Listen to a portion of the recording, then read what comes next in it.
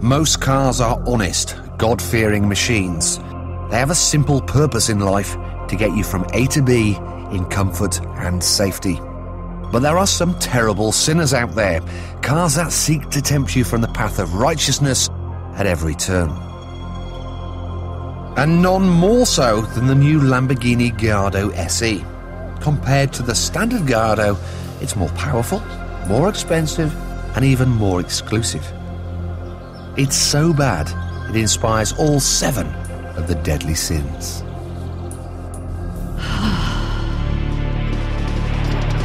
Not satisfied with a 5-litre V10 that already dwarfed their rivals, Lamborghini are now positively overdosing on BHP. Now this SE version of the Gallardo has been given another 20 horsepower over the standard model. So it now kicks out 520 horsepower, and it does feel a bit more eager, but I reckon that's to do with the fact that this limited edition has been given shorter gear ratios, so it accelerates faster. Nothing to do with the engine power, it's the gearbox that does it. Most supercars do great with rear-wheel drive, but Lamborghini have stuck doggedly to their prized 4-wheel drive system. But it's not necessarily something to be proud of. One of the things I've noticed is that when you turn the car into the corner, the car feels fabulous. Got good grip, good feedback.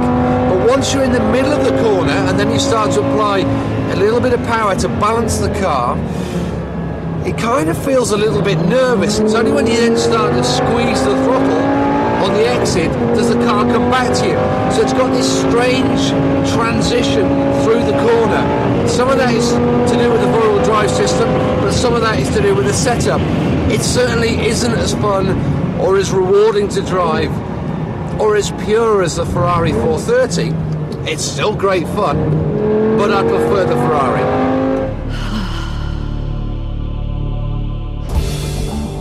Will owning an SE make people jealous?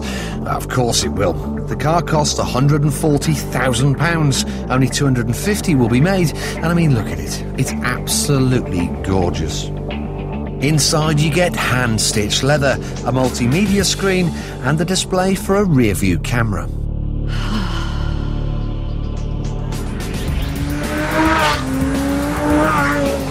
At full pelt, the 10 cylinders ravish fuel at a rate of 9 miles per every gallon, with leftovers burning at the exhaust. It's a spectacular way of gorging on fuel.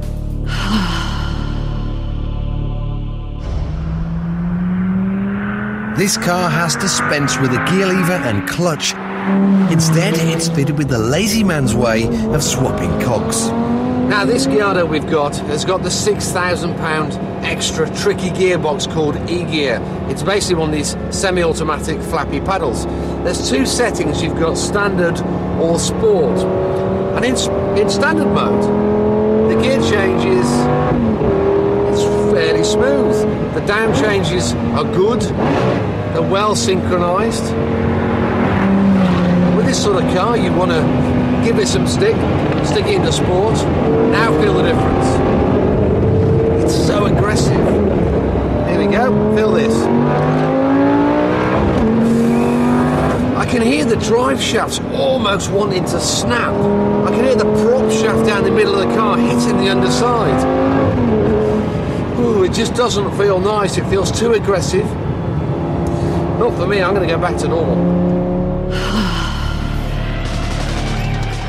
I'm afraid the anger's on my part, and it's all to do with the over-officious ESP traction control system. We saw Tiffany Dell drive the Ferrari 430 a couple of weeks ago, and we saw those gorgeous, beautiful oversteer slides. Now, I want to be doing those in the Gallardo SE, but I'm afraid I can't, and that's because the ESP system won't turn off completely. I'll show you what I mean. So second gear, pitch it in, and apply the power.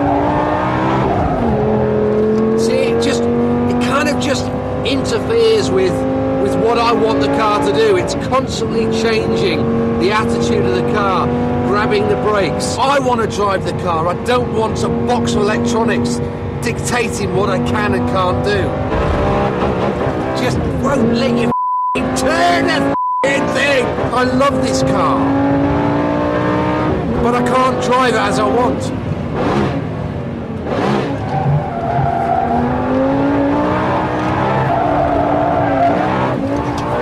See what I mean? Just, God, it's annoying. It just, you know, I was set up nicely there, and then it keeps grabbing the brakes and...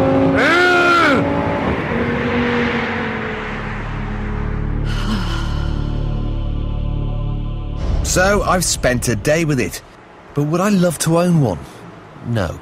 My big problem is Lamborghini have just announced that their 2006 standard Gallardo model will have the same upgraded engine as this, the SE.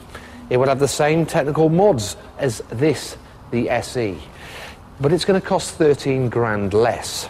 So the big question is, what's the SE all about? I'm afraid it's a car that's already out of date.